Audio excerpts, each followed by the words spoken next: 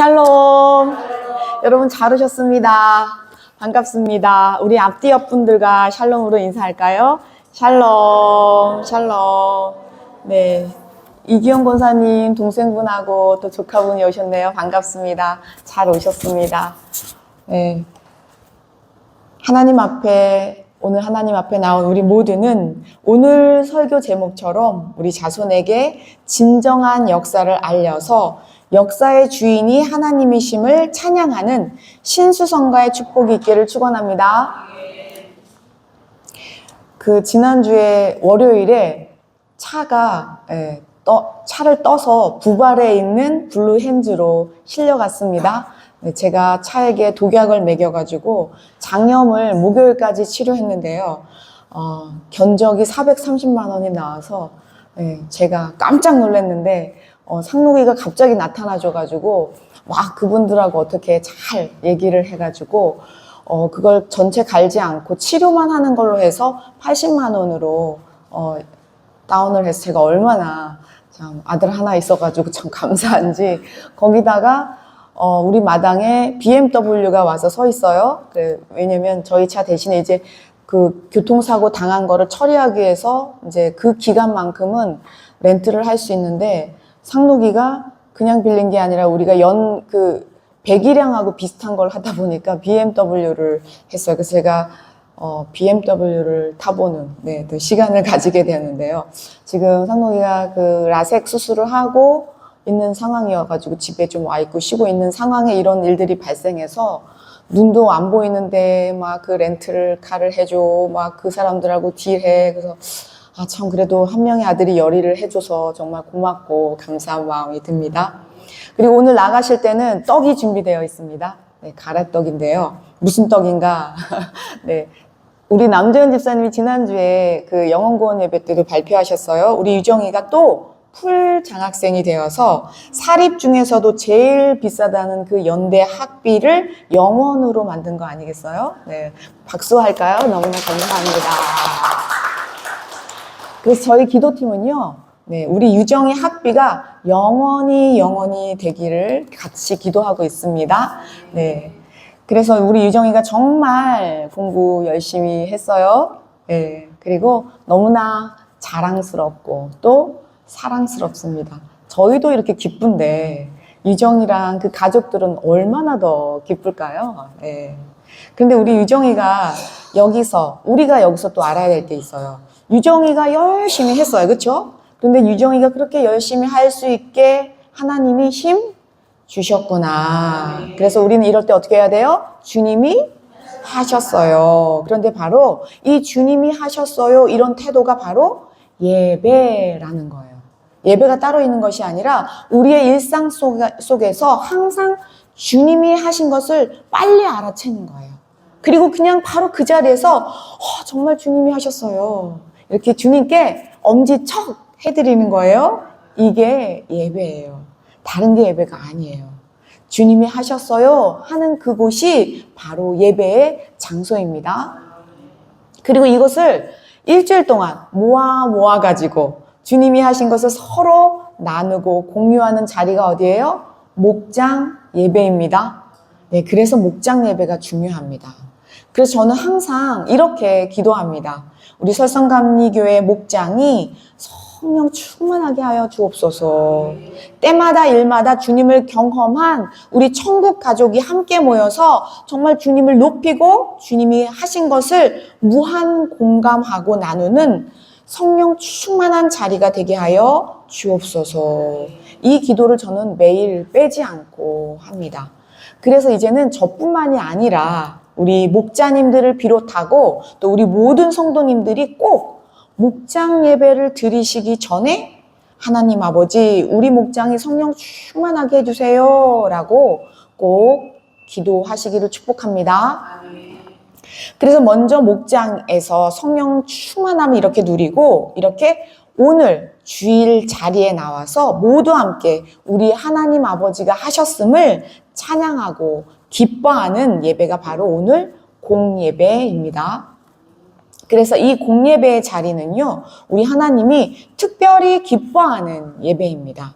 이렇게 우리 모두가 나와서 하나님 앞에 예배 드릴 수 있다는 그 자체가 얼마나 큰 축복인지 모릅니다. 네, 우리 예배 시작 전부터 막 PPT가 고생을 해가지고 유정이하고 나영지 집사님하고 남자는 온 가족이 매달려가지고 성공했어요. 네, 안 되는 게 없어요. 네, 그리고 막 갑자기 온풍기도 꺼지고 막 이런 상황이에요. 네, 그렇기 때문에 더 여러분들이요 예배에 집중하셔야 합니다. 네, 오늘 하나님이 주신 은혜가 분명히 있을 것으로 우리가 기대합니다. 그래서 예배의 자리가 세상에서 가장 큰 축복의 자리입니다. 우리 옆 사람에게 다시 한번 축복의 자리에 잘 오셨습니다. 이렇게 축복할까요? 축복의 자리에 잘 오셨습니다. 한 분에게 더 할까요? 축복의 자리에 잘 오셨습니다. 네, 조카님은 점점 더 젊어지시는 것 같아요. 아니, 어려지시는 것 같아요. 어떻게? 네, 나이를 거꾸로 먹고 있는 것 같아요. 아무튼 우리 하나님 아버지를 점점 더 알아가고 성장하는 저와 여러분 되시기를 축원합니다. 이렇게 유정이 학비가 영원이라는 말을 듣고 저도 지난주가 수업료 납부 기간이어가지고 얼른 홈페이지에 들어가가지고 이렇게 열어봤더니 저는 영원은 아닙니다. 저도 영원이었으면 좋겠지만 그렇지만 이번에 학비는요 얼마가 나왔을까요? 두구두구두구 11만 원이 나왔어요. 와, 비록 유정이처럼 영어는 아니지만 저는 상록이랑 둘이서 다니니까 국가장학금에다가 가족장학금, 인해전수를 써가지고 11만 원만 내면 한 학기가 되는 거죠. 아니 무슨 학비가요? 뭐 커피값이에요? 네, 정말 주님이 하셨어요. 왜냐면 제가 대학원 다녔던 학비는 아직까지 갚고 있거든요. 그 상환을. 저는 유정이처럼 1등해서 지금 받은 장학금이 아니라 나라에서 주는 국가 장학금이거든요. 우리나라가 이렇게 잘 살게 되었구나. 왜요? 각 가정마다의 형편을 다 고려해서 대한민국 국가에서 주는 장학금이에요. 제가 지금 이 말씀을 왜 드리냐면요. 예전에, 보세요. 제가 예전에 대학을 다녔을 때만 해도요. 이런 제도 자체가 아예 없었어요. 예. 이게 생긴 지가 얼마 되지가 않거든요. 남재훈, 나영지 집사님도 대학 다닐 때 국가장학금 있었나요? 그때도 없었단 말이죠. 그래서 저희 때는요. 이 학비를 마련하기 위해서 시골에 계신 부모님들은요. 소도 팔았어요. 땅도 팔았다니까요. 정말 그때는 그랬어요. 그래서 제가 이 국가장학금이 도대체 언제부터 생겼나 이렇게 찾아보니까 이 장학금 제도는요. 2012년 이명박 대통령 때부터 시행되었더라고요. 와, 그러니까 이 제도는요. 지금 13년밖에 되지 않은 거예요. 그러니까 13년 전에 학교 다닌 사람들은 어떻게 해요? 학비를 다 냈어야 됐던 거죠. 그래서 이 장학제도 하나만 봐도 우리나라가 정말 얼마나 점점 더 잘 살게 되고 있는가 그 과정을 볼 수 있는 계기였습니다. 존귀하신 여러분, 오늘 3.1절을 맞은 106주년 기념 예배예요. 우리나라 대한민국은 하나님이 세우신 나라입니다. 우리나라 대한민국의 역사는 우리 하나님이 특별히 계획하신 놀라운 작품이에요. 저는 오늘 이렇게 풍요롭고 살기 좋은 대한민국이 우리 하나님의 강권적인 주권과 섭리였음을 증명하려고 합니다. 그리고 지금 이 혼란스럽고 혼탁한 대한민국의 정치 상황 속에서 우리 하나님의 자녀들은 도대체 무엇을 어떻게 보고 어떻게 행동해야 할지 우리 하나님께서 하신 역사를 비추어서 오늘 해석하려고 합니다. 존귀하신 여러분, 현재 대한민국의 역사는요, 지금 대한민국의 역사는요, 그동안 사람들이 다 여기 살았잖아, 이 땅에. 이 땅에 살았던 어떤 나라요? 고구려, 백제, 신라, 조선시대 때와는 완전히 다른 역사예요. 이 대한민국의 역사는요. 사람은 같은데. 왜냐면요, 대한민국으로 시작되는 우리나라 역사 속에서는요, 하나님의 전적인 개입이 있었기 때문입니다. 어떤 개입인가 봤더니 순교의 개입이었어요. 기도의 개입이었어요. 대한민국은요, 순교로 출산된 나라입니다. 대한민국은요, 기도로 세워진 나라예요. 보세요. 그동안 수많은 위기가 대한민국에 있었지만 기도하는 중보자들의 부르짖음으로 그 모든 위기를 넘긴 역사가 우리나라 대한민국에 곳곳에 고스란히 남아있기 때문이에요. 그것을 어떻게 알 수 있냐? 대한민국이 국가적으로 부강할 때 정확하게 교회의 부흥과 맞물려 있는 것을 우리가 역사적으로도 볼 수가 있습니다. 대한민국을 건국화하고 근대화하고 민주화했던 그 모든 인물들이 바로 교회의 핵심 인재들과 기도하는 무명의 기독교인이었습니다. 여러분, 이게 역사예요. 이것을 완벽하게 증명해주고 있는 샘플이 바로 오늘 별지로 나눠드린 우리 민족대표 33인 아니겠어요? 오늘 다 받으셨죠? 우리는 이 명단만 봐도요, 교회가 얼마나 대한민국의 건국과 근대사에 정말 지대한 영향력을 끼쳤는지 그냥 한눈에 볼 수가 있습니다. 지금 거기 33명 중에 기독교인이 몇 명이에요? 그렇죠. 그리고 감리교인이 몇 명이에요? 맨 밑에 제가 다 기록을 했는데, 그렇죠. 3.1절 독립만세 운동은요, 한국 교회의 행진이었습니다. 3월 1일로 시작된 만세 운동은요, 전국적으로 확산이 됩니다. 그리고 만세 운동을 주도한 이 민족 대표 33명은요, 모두가 뭐예요? 구속됩니다. 재판정에 서게 되죠.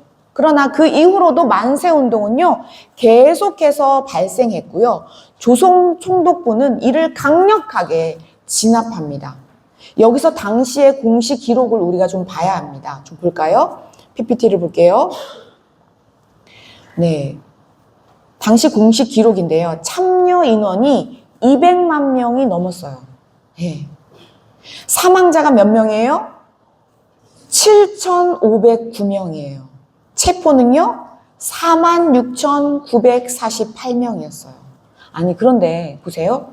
어떻게 이렇게 수많은 사람들이 갑자기 대동단결할 수 있었을까요? 그때 당시에는 뭐 핸드폰이 있었나요? 전화기도 없었던 시절이에요, 여러분.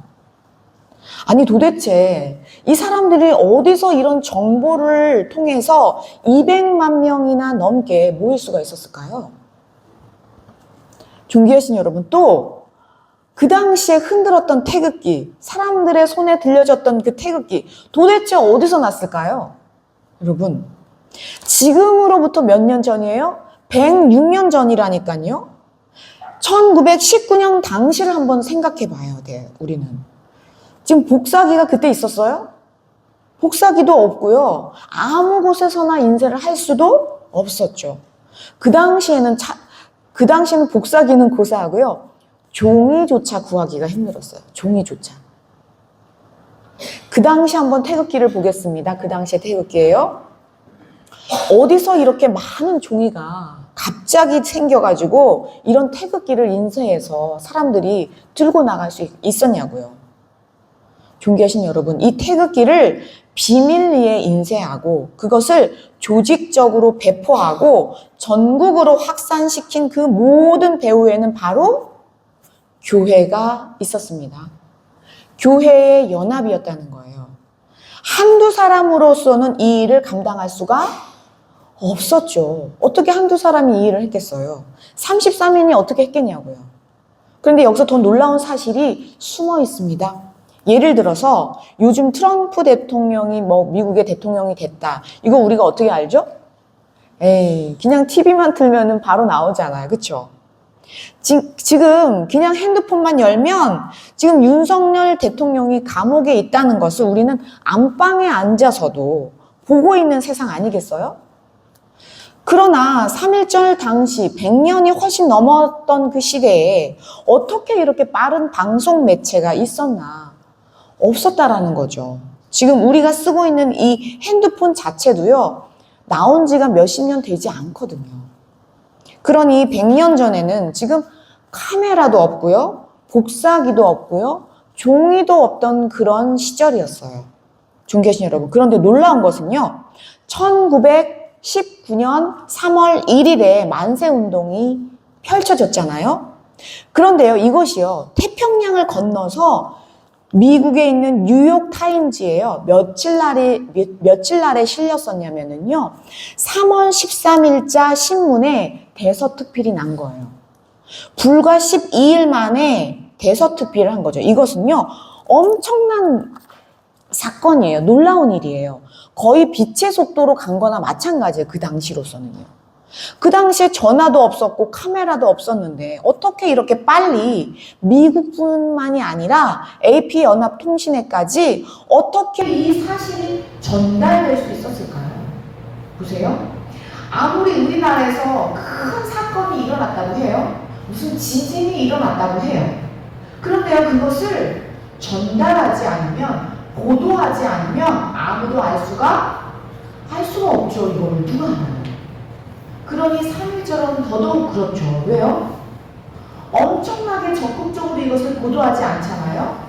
아니 지금 내일도 바쁜데 누가 알지도 못하는 저기 먼 나라 조선 땅에서 일어난 일들을 누가 관심을 가지겠냐고.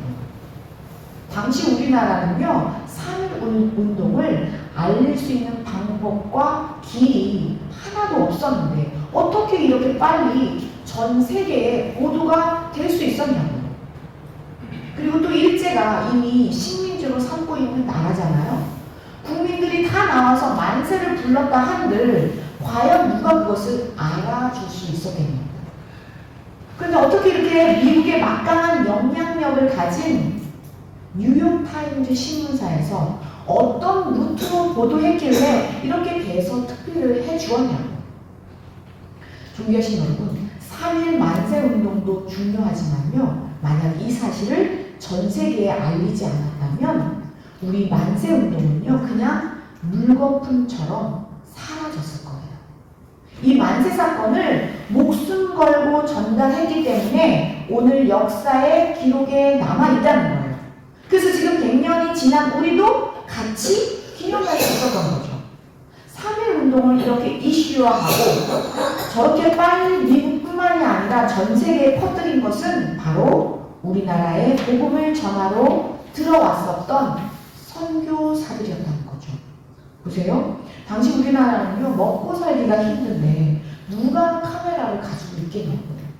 또 그것을 누가 찍어서 해외로 가지고 가서 알리고 또 내노라는 그 언론 매체에 그것도 영어로 잘 설명을 해가지고 올릴 수 있었겠냐고요. 당시 우리나라는 모든 국권이 찬탈당한 상태여서 아무런 힘도 권력도 없는 정부가 절대 생각하지 못한 일들을 어떻게 저렇게 할 수가 있었겠냐고요. 존귀하신 여러분, 이 모든 것은 하나님이 아시고 이 땅에 선교사들을 보내셔서 이 모든 일을 하셨습니다. 주님이 하신 거예요. 이 선교사들은요, 교파를 초월하고 우리나라 교회와 연합합니다. 대한민국을 새롭게 세웁니다. 존귀하신 여러분, 생각해 보세요. 당시 우리나라에서 그런 만세운동이 일어났다는 것을 그 자체도 정말 중요해요. 그러나 아무리 큰 사건이라고 해도 이것을 전하지 않고 사건화하지 않는다면 전 세계에서는 아무도 모른 채 그냥 지나갔던 일이었다는 거죠. 이렇게 역사를 역사가 되게 하는 것은 여기에 목숨 걸고 전하는 사람들이 있었고 여기에 순종하는 하나님의 사람을 통하여 일하셨다는 거예요. 선교사 자신들의 나라에다가 재빨리 먼저 알렸어요. 그리고 최대한 많이 이 만세운동이 이렇게 이루어졌다고 전 세계에 이렇게 알린 것을 우리가 볼 수 있습니다. 다음 PPT 볼까요? 당시 이게 AP연합통신에 이렇게 보도된 자료예요. 이렇게 기록합니다. 독립선언문의 정의와 인류의 이름으로 2천만 동포의 목소리를 대표하고 있다라고 AP연합통신이 보도하고 있는 거예요. 그 다음 장 볼까요? 여기는 뉴욕타임즈에서 이렇게 보도하고 있어요. 조선인들이 독립을 선언했다. 알려진 것 이상으로 3.1 운동이 널리 퍼져갔고 수천여 명의 시위자가 체포되었다라고 이렇게 기록하고 있어요. 저 사진 밑에 다 뭘로 써 있어요? 영어로 써 있는 거 보이시나요? 글씨가 작죠? 이게 다 역사적 자료로 오늘날까지 남아있게 된 거예요. 그때 선교사들이 사진을 찍어 놓지 않았더라면 우리 손에는 아무것도 남아있지 않았을 거예요. 하나님은 이렇게 캐나다의 스코필드, 미국의 샤롭스와 마펫 선교사들을 통해서 대한민국의 자주 독립과 자유를 외국인 선교사들을 통해서 전하게 하십니다. 이것이 하나님의 작전이었습니다. 3.1 운동에 관한 모든 한국의 역사적 상황을 해외에 전달하는데 하나님은 하나님의 사람들을 통해서 사용하십니다. 정말 이것은 주님이 하셨어요. 존귀하신 여러분, 이렇게 많은 선교사들의 희생으로 오늘 우리나라는 세계 역사 유례 없이 우뚝 선 대한민국이 되었잖아요. 정말 세계 강대국이 되었어요. 그리고 선교 강국이 되었어요. 그래서 오늘 주보 별지에 제가 또 실어놨던 대로 3.1 운동을 적극적으로 보도한 스코필드 선교사님을 올려드렸습니다. 예배가 끝나면 바로 이 스코필드 선교사님에 대한 동영상도 함께 우리가 시청할 건데요. 오늘은 3.1 운동 106주년 기념 예배예요. 지금 대한민국은요, 5,000년이라고 얘기하잖아요. 그렇죠? 이 5,000년 역사에 유례 없이 그 어느 때보다도 풍요롭고 살기 좋은 나라가 되었어요. 정말 세계 역사 속에서도 눈부시도록 발전했고요. 부국강병하게 되었습니다. 그런데 우리 교회가 문제예요. 우리 교회가 하나님 앞에 범죄했다는 거예요. 하나님이 왕이신데 예수님이 우리의 주인이 되셔야 하는데 한국 교회는 하나님이 주신 이 복을 세상과 섞이게 했습니다. 비근한 예를 들면요, 우리 자녀들에게 하나님을 제대로 전하지 않았습니다.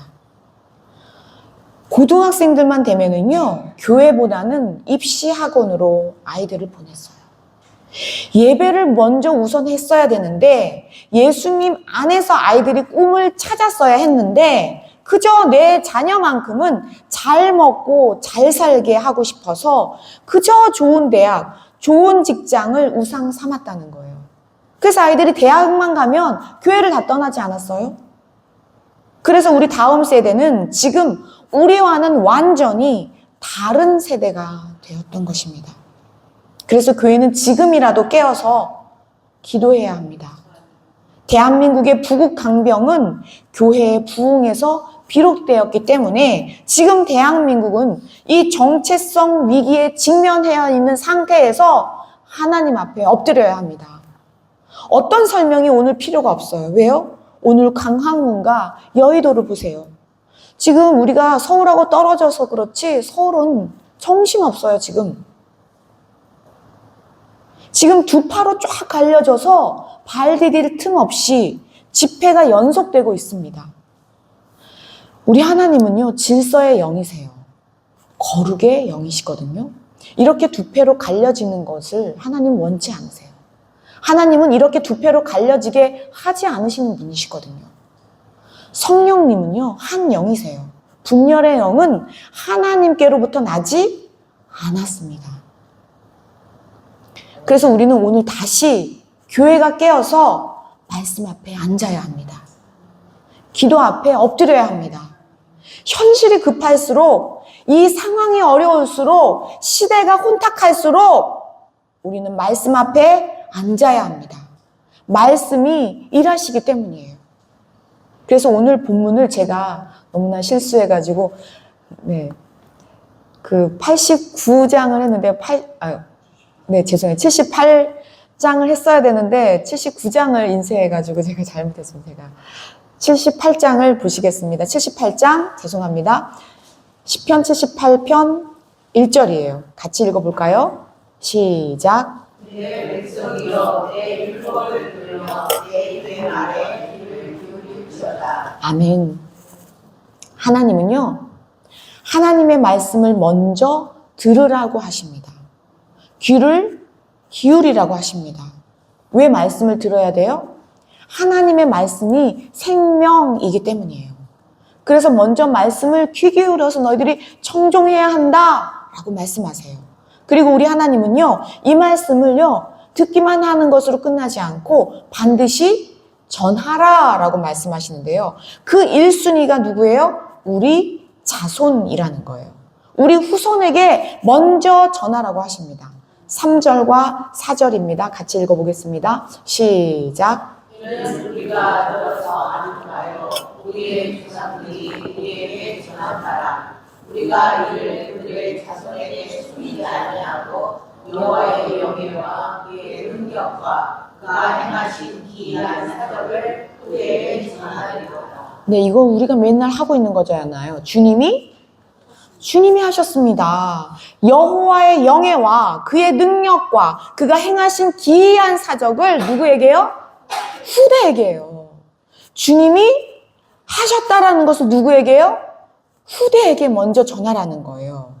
오늘 스코필드 서코필이라고 본인이 자신의 이름을 지었거든요.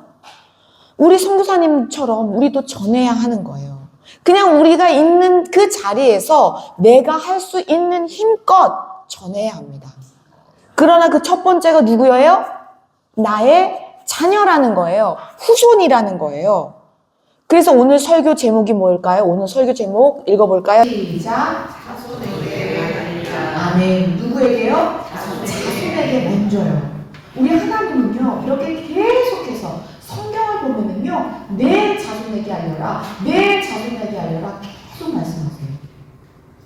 5절을 보겠습니다. 5절. 우리 오늘 설교 제목이 들어있어요. 시작. 여호와께서 그들을 야곱에게 세우시며 그들을 이스라엘에게 전하시고 우리 조상들에게 명령하사 그들의 자손에게 알리라 하셨으니. 아멘. 그들의 자손에게 알리라. 알리라.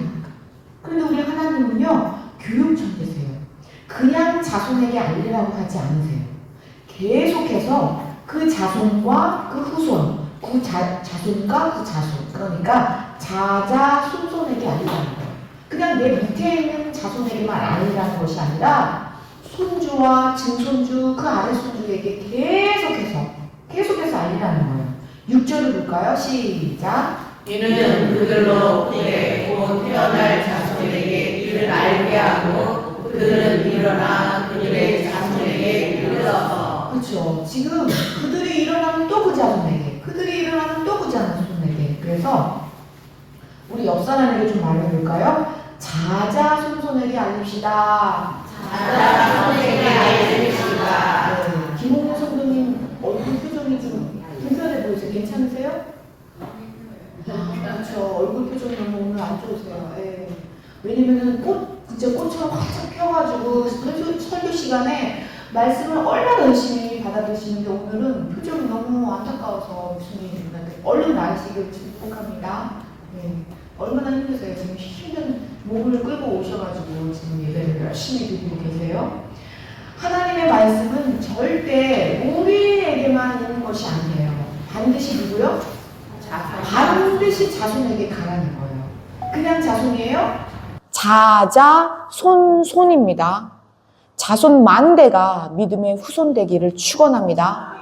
그러면서 하나님은요, 소망이 하나님께 있다라고 이렇게 시편 기자는 선포합니다. 하나님 안에 사는 것이 가장 큰 축복이다. 이것을 알려주십니다. 오늘 마지막 구절인데요. 7절, 8절. 우리 씩씩하게 우리 집중해서 읽어볼게요. 시작. 그들로 우리의 소망을 하나님께 드려 하나님께서 행하시는 일을 잊지 아니하고 오직 그의 계명을 지켜서 그들의 조상들 곧 아부하고 빼앗겨 그들의 마음이 정직하지 못하며 그 심령이 하나님께 충성하지 아니하는 세대와 같이 되지 아니하게 하려 하심이로다. 아멘. 하나님께 소망을 가지고 지금 보니까 그 심령이 하나님께 뭐예요? 충성하지 아니하는 세대. 이게 뭐예요? 자손에게 전하지 않았다는 거예요. 분명히 자자손손에게 전하라고 했는데 자기만 그냥 먹고 땡 한 거예요. 왜요? 자녀들을 우상숭배하게 두었다는 거죠. 그렇게 되면 안 된다라고 지금 선포하고 있는 말씀이 바로 오늘 말씀입니다. 존귀하신 여러분, 우리가 지금 여기 앉아 있잖아요.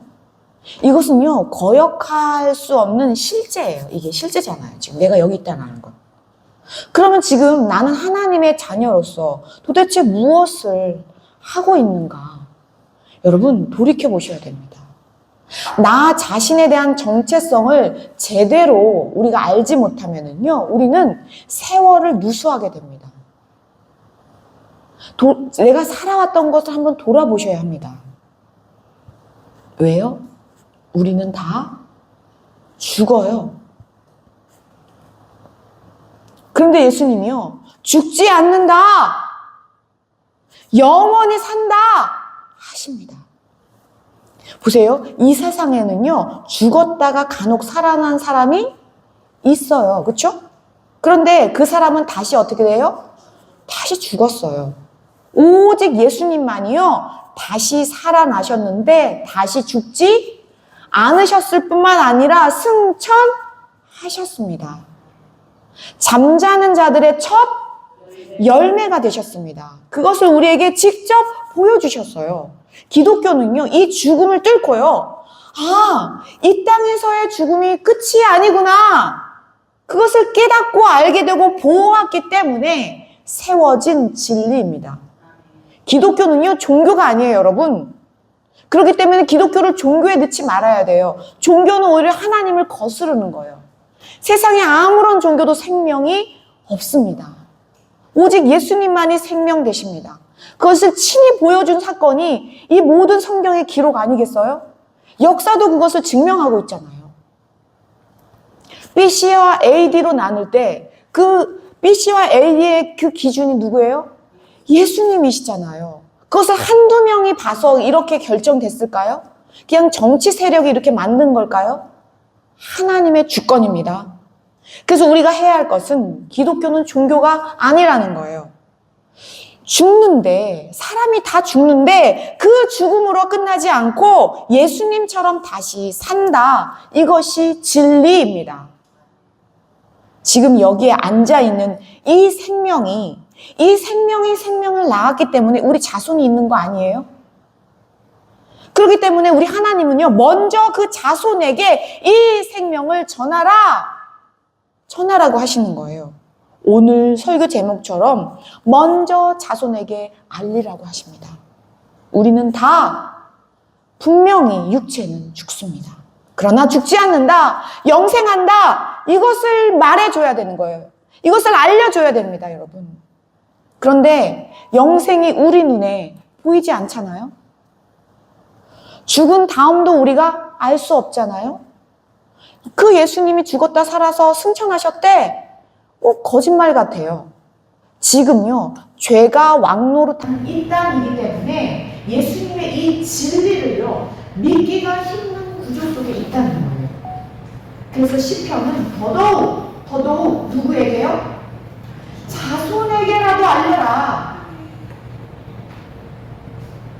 노아의 왕조를 한번 생각해 보세요. 노아는 누구를 구원했어요? 자손을 구원했어요. 지금 예수님이 오신다면 우리 자손이 건재할까요? 생각해 보셔야 됩니다.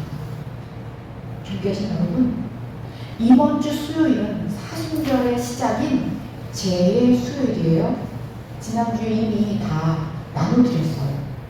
예수님의 고난을 기억하면서 예수님의 사명 행전을 따라가는 우리 사순절 기간에 우리 설성합리교회는 작년하고 똑같이 예수님을 기록한 이 사복음서와 성령이 시작하신 사도행전을 봉독하면서 함께 읽는 사순절 특별 집회, 사순절 특집을 시작합니다. 주일을 뺀 40일 동안 되도록 모두 참여하기를 축복합니다. 나를 위해서 이 땅에 오신 예수님이잖아요. 또 나의 죄를 다 뒤집어 쓰고 친히 십자가에 달리신 예수님이잖아요. 그 예수님을 기록한 이 말씀, 그 생명의 말씀을 읽고 보고 따라가는 듣보다 하는 저와 여러분 되시길 축원합니다. 말씀이 우리 안에 거하지 않으면 우리는 다 육체의 정욕과 안목의 정욕과 이생의 자랑에서 자유로울 수 있는 사람은 단 한 사람도 없습니다.